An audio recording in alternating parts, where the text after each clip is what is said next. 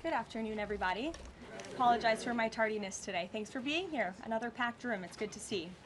We'll begin with a scheduling update today. President Trump will commemorate the 24th anniversary of 9/11 on Thursday with a visit to the Pentagon Memorial in the morning, followed by an appearance at the New York Yankees game at Yankee Stadium in the Bronx on Thursday evening. Next week, as you all know, the President and the First Lady will depart for their historic state visit to the United Kingdom on Tuesday, and they return to Washington on Thursday. Today, I would like to address the tragedy that has not received nearly enough media attention, the brutal murder of Iryna Zarutska. Here are the facts that many outlets have shamefully and intentionally failed to report until President Trump drew attention to it. On August 22nd, Iryna Zarutska was stabbed to death on the rail system in Charlotte, North Carolina, by a savage career criminal. This is a public transportation system that many in the area use every single day to go to school and work. Iryna was on the train that night traveling home from her job at a pizzeria, still in uniform from her shift. This beautiful, innocent 23-year-old young woman was a Ukrainian refugee who had recently fled her country for a chance at a safer life and a promising new beginning here in the United States of America. But tragically, a public transportation system in a major American city was more dangerous than the active war zone that she left. The President and the entire White House are praying for her family and friends during this unimaginably difficult time. But while we extend our thoughts and prayers, we must also seek justice for this crime and call attention to this heinous incident.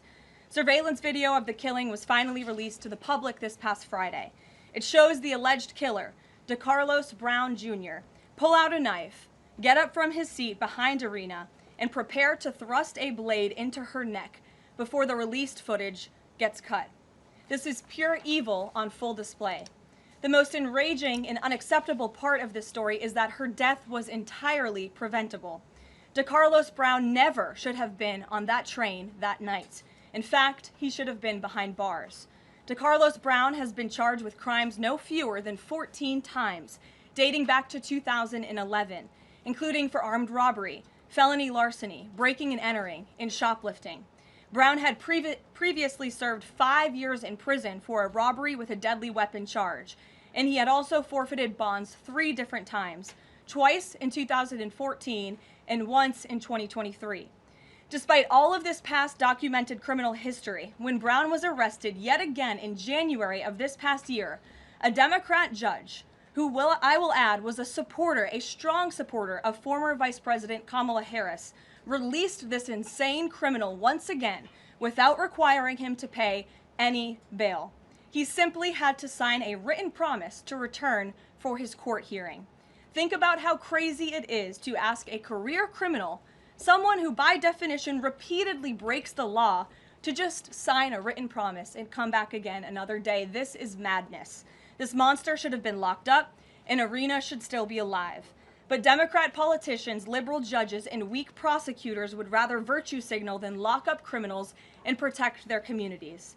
And perhaps most shamefully of all, the majority of the media, many outlets in this room, decided that her murder was not worth reporting on originally because it does not fit a preferred narrative.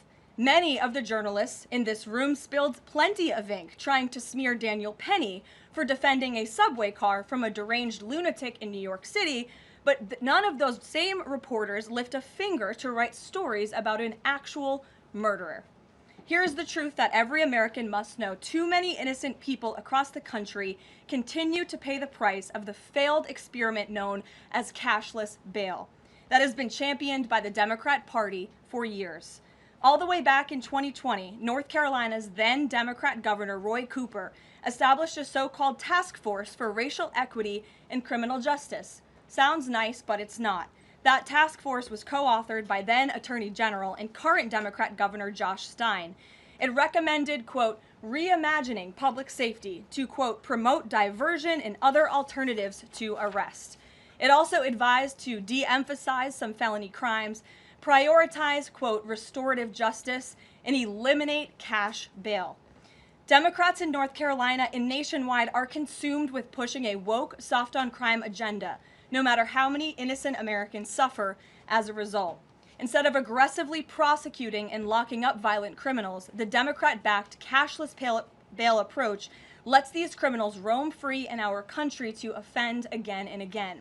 These reckless policies have turned too many of American cities into hunting grounds for career criminals who mock our justice system, drain law enforcement resources, and wreak havoc on law-abiding citizens. Enough is enough, and that is why President Trump is doing everything in his power by taking action to undo these absurd policies.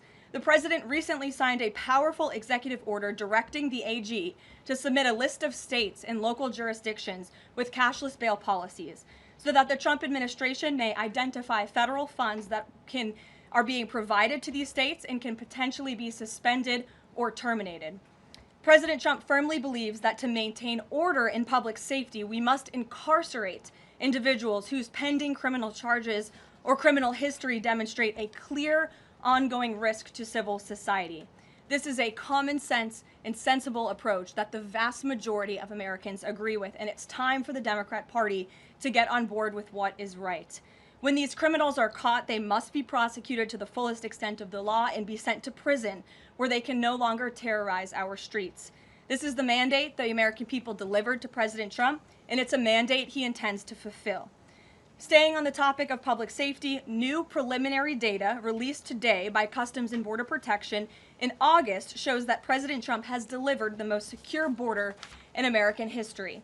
For the fourth straight month, 0 illegal aliens were released into the United States by CBP. Nationwide encounters are down 93%, below the peak of the Biden administration. Border Patrol apprehensions on the southwest border in the entire month of August were less than what was apprehended in 4 days in August 2024 under the Biden administration. President Trump has ended disastrous Biden illegal alien invasion, and he sealed our border in record time, keeping this central promise he made to the American public.